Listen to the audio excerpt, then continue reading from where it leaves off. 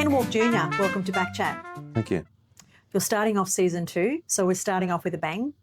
You are one of those people that whenever I asked who should we interview, your name always came up. So I'm really, really grateful to start hearing your story because I've done some research. And I have to say, I know that you're a humble man, but I didn't realise the extent of your hockey achievements. I am going to touch on some key things, and it's predominantly we want to delve into like your Olympic experience because not many of us get to go to the Olympics and to get the inside scoop. I'm going to really kind of ask a lot of questions about that. Yeah. So the Warks are an institution at Glebe Hockey, and as far as we can tell, the hockey world for the Warks kind of started with Molly, and we've got lots of pictures of her, and she was married to Henry Wark, but you call him Harry. Your dad is his brother, so in-laws to Molly. Do you know much about how your dad and his brother got involved in Glebe or in hockey at it for a start and then coming over to Glebe? First of all, probably they been living in Balmain at the time. Yeah. They started off at the Balmain Police Boys Club. That was probably one of the big institutions around at the time. So they must have had a hockey team which they formed up or had joined up. So they were playing in the area, and they actually played. I think they played against Glebe in the grand final and beat them. And so I think a few people from the club, from the Glebe Club, had seen the potential of the old man and Uncle Harry, and so asked if they wanted to come and join the club. Yeah, so from that, it's probably part of the history of it. Yeah. That's where it's all started. And so your dad played for Australia. Do you know much about his experience and kind of his hockey world? Because were you born when he was really actively playing still, or that was way before you came along? Yeah, that was so the old man played 52 and 54 for Australia. Yeah. So that was my oldest brother, Robert. He was around at the time. And what position did your dad play? Right fullback. So it runs in the family? Well, I'll tell you another story later on, but it's actually it's where I started and things like that. But Dad was probably tenacious around the field. You know, like he wouldn't give an inch. Yeah, wow. You know, and it's a shame that even though that Dad played for Australia, I think what I've heard of Uncle Harry, he was just as good. But because they lost their father at such a young age, Uncle Harry took on the business of the butchering shop, and so he didn't get that opportunity to, even though he played. I'm not sure if he played hockey for New South Wales or not, but he could have. But he had to run the business, and so that allowed Dad to take the time off to go and play hockey. So he went over to New Zealand once, played a number of games against New Zealand.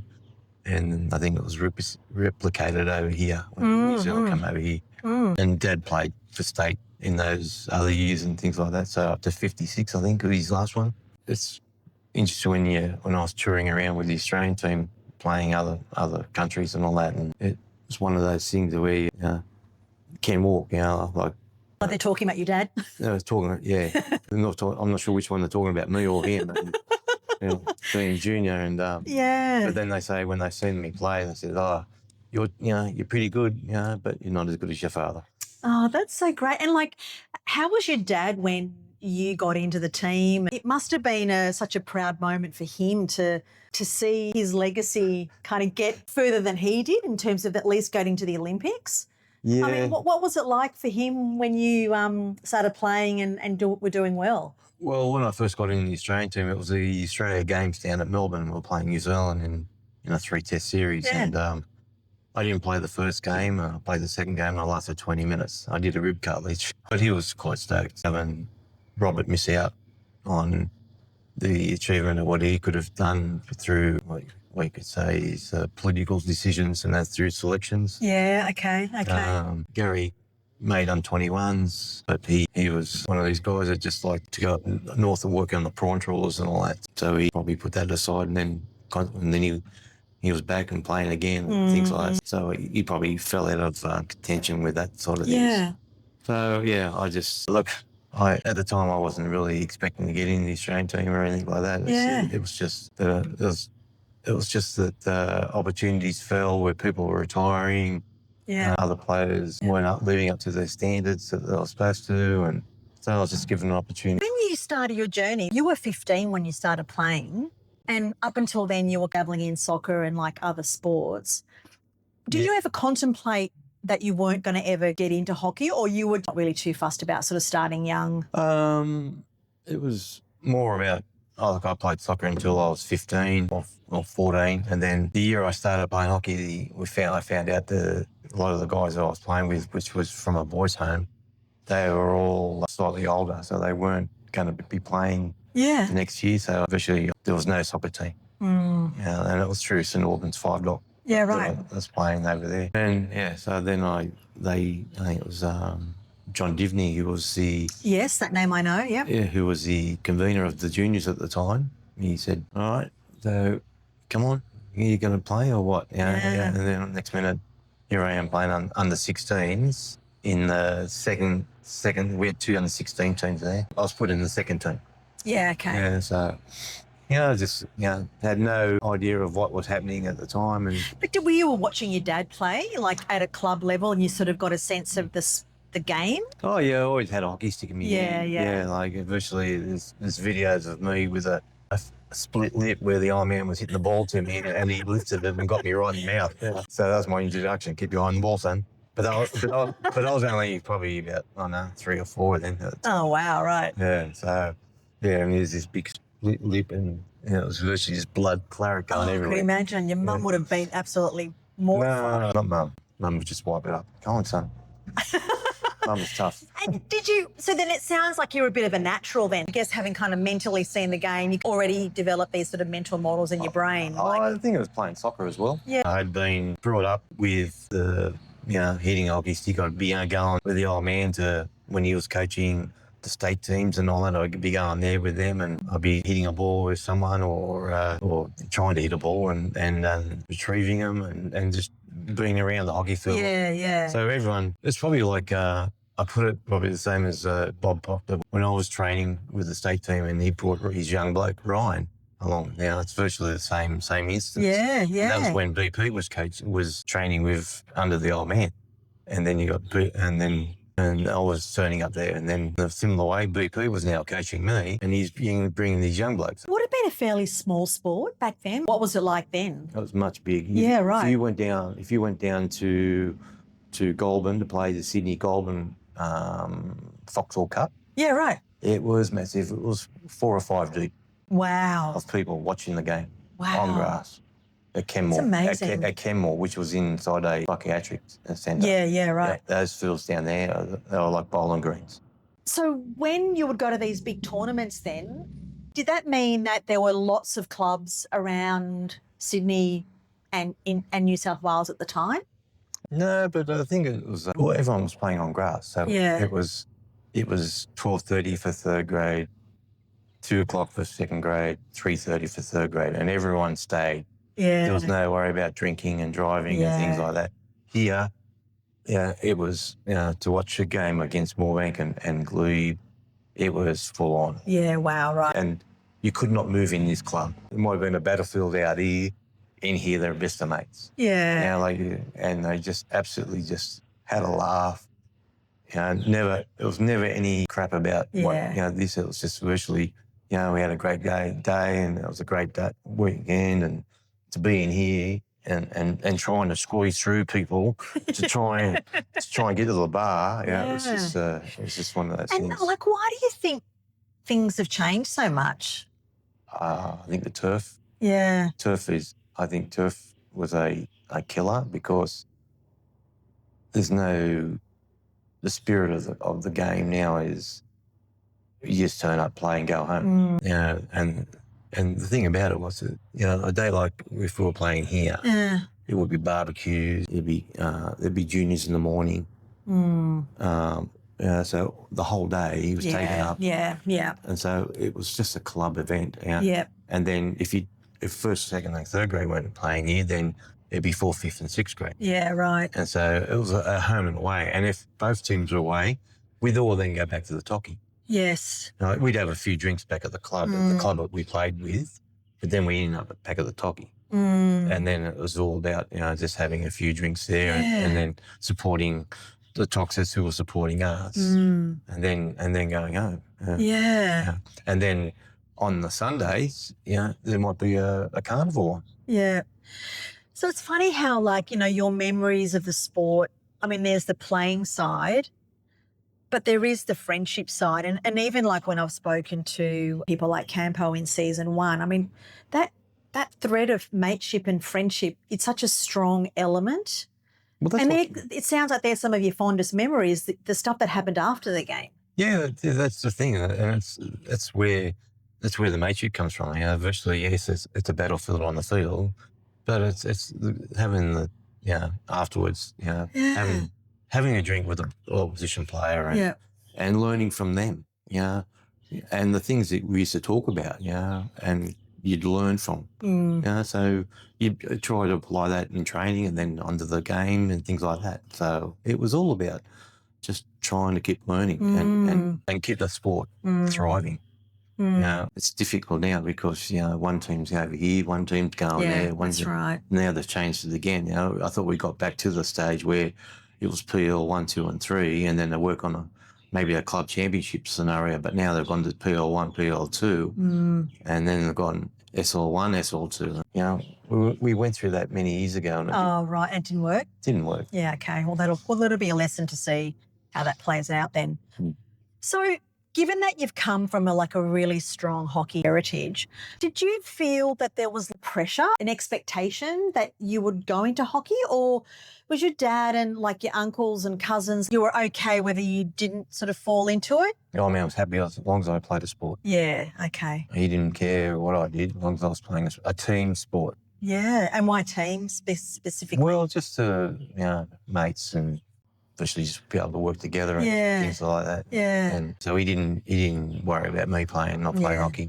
I know Robert and Gary played juniors for Glebe and all that. Yeah. Les did, young Harry did. He was happy with me just with the friendship. So it was all friends from down the road. And they said I'd come and play soccer, and I did since I was about 7.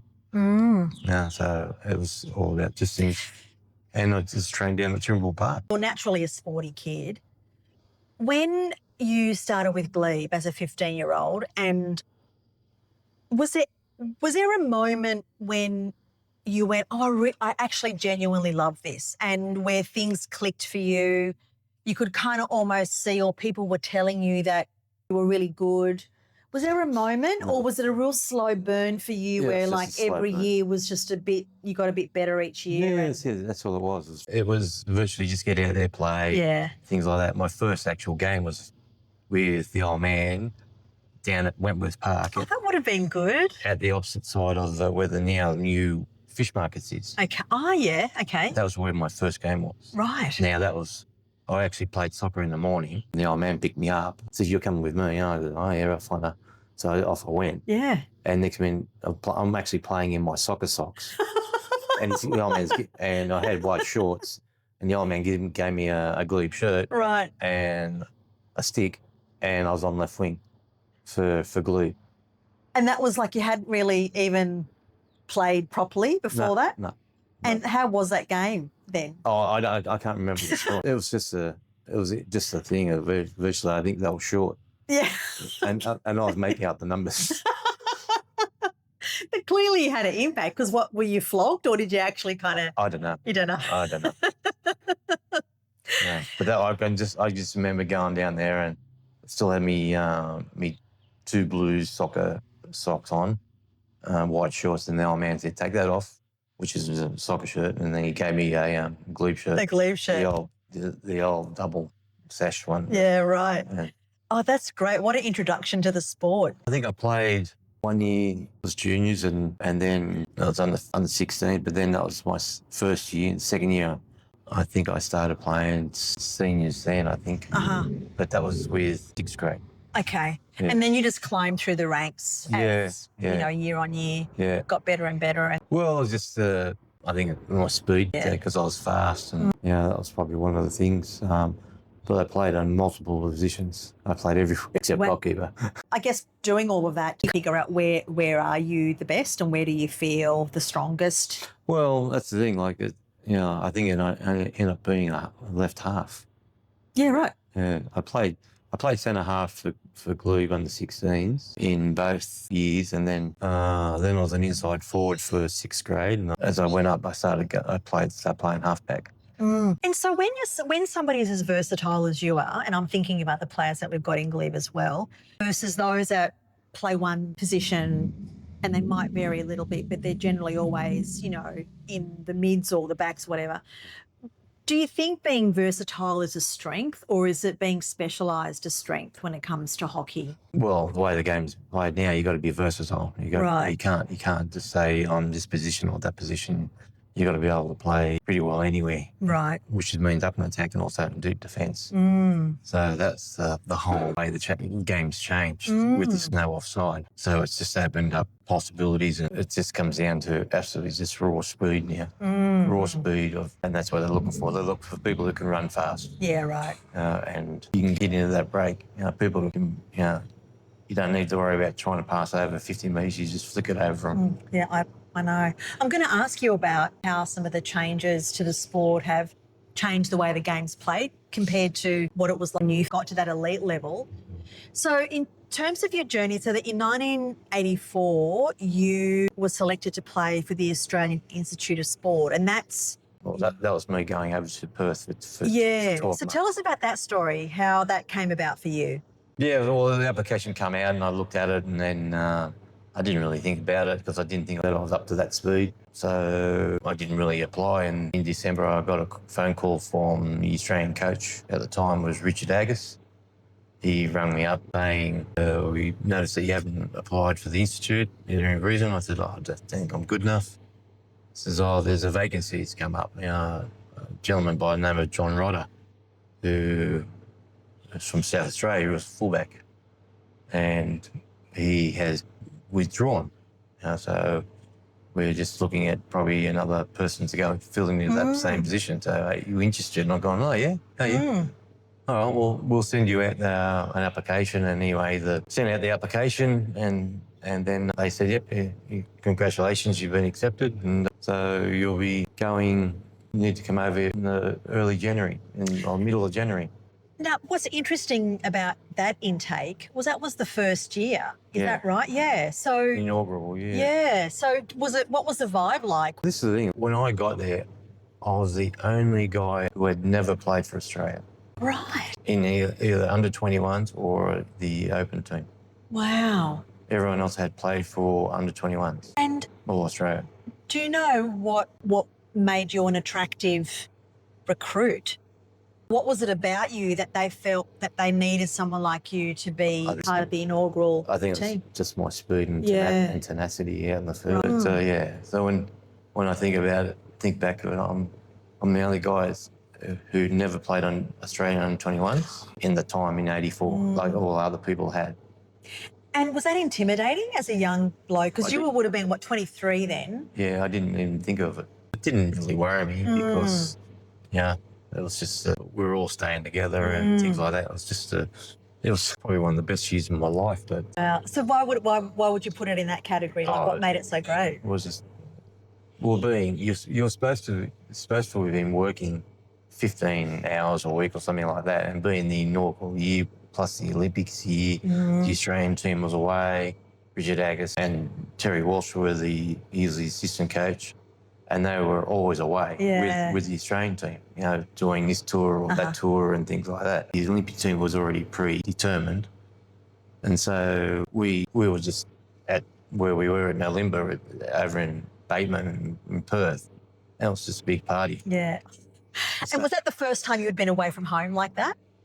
Oh, yeah, it was. Yeah, wow, right.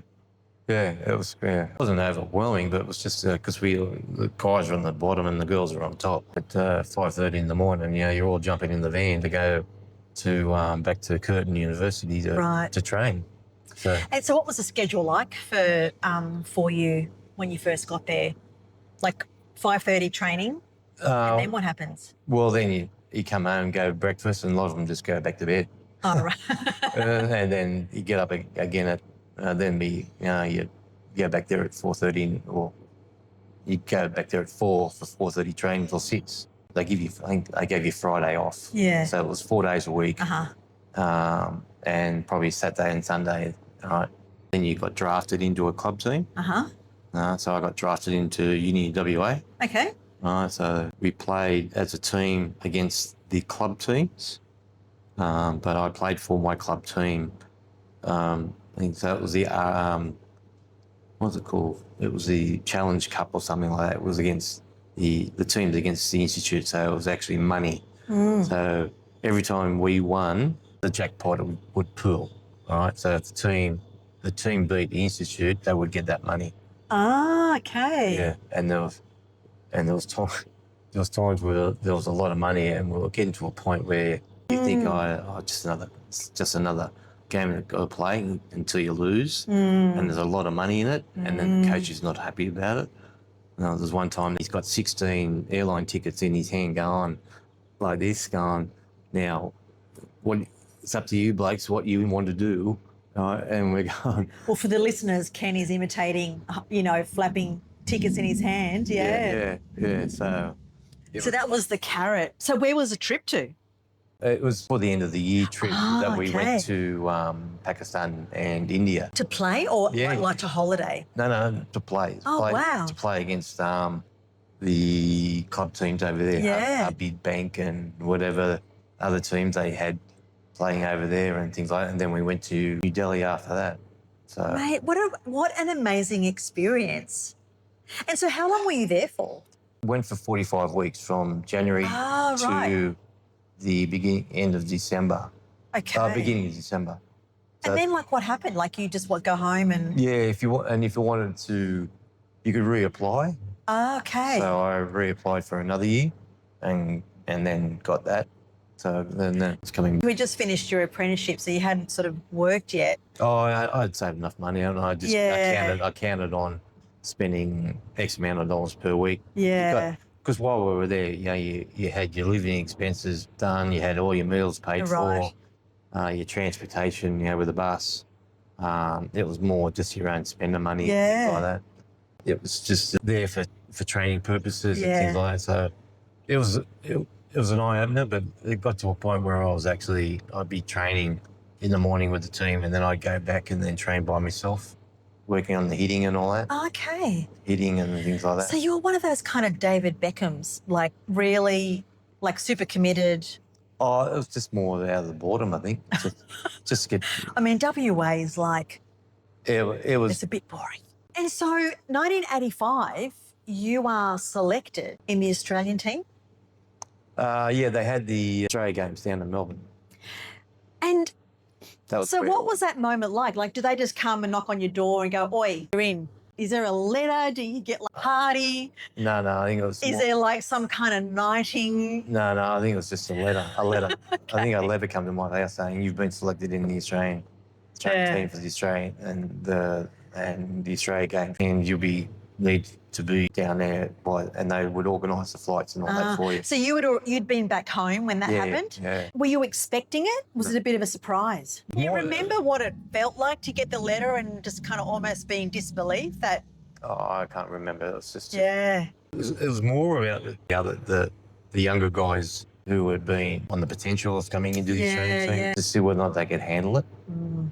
The pressure of playing for an Australian team, what was that like if I take you back to club days and then all of a sudden you're catapulted into the Australian team? What's the pressure like when you compare the two different types of play? The pressure is what you put yourself under. Right. If you're playing for Glebe first grade or Australia, it's what pressure you put on yourself. Worrying about this, worrying about that. You have the ability. You have the ability because that's why they've picked you.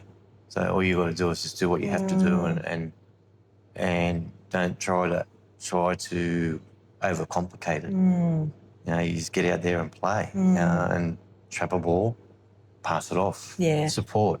Yeah. And then tackle, and be like the old man, be tenacious and never, I'm up the other end. I'm not the one that has all the ability to have people saying, oh, he's a great goal scorer. I'm the one down there helping the goalkeeper keep out the ball out of the defence. So I have to be, the goalkeeper's there for a reason, just to. Well, it's got through every other level of play before it gets to you. So, like, you're that last line of defence. And that was when I was halfway offside too. Yeah, So- yeah. Oh, right. So when did the offside rule change? Oh, it went from halfway to 25 and then 25 to halfway. I can't remember the actual dates, but Decade? Was it in the 80s? it started. Before you got to Seoul or after Seoul? No, Seoul was halfway. Okay.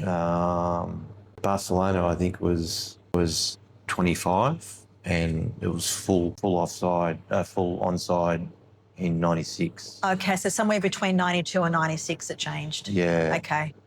Yeah. Oh, that would have really changed the game. The one person who really took the game, stretched that game apart was Rick Charlesworth, when he became the women's coach of the Australian team.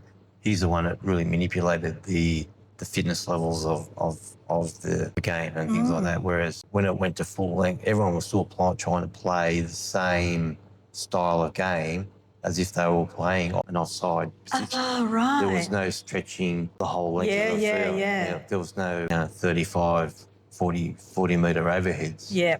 It was all on the deck. Everyone had the transitions. There was no tomahawk.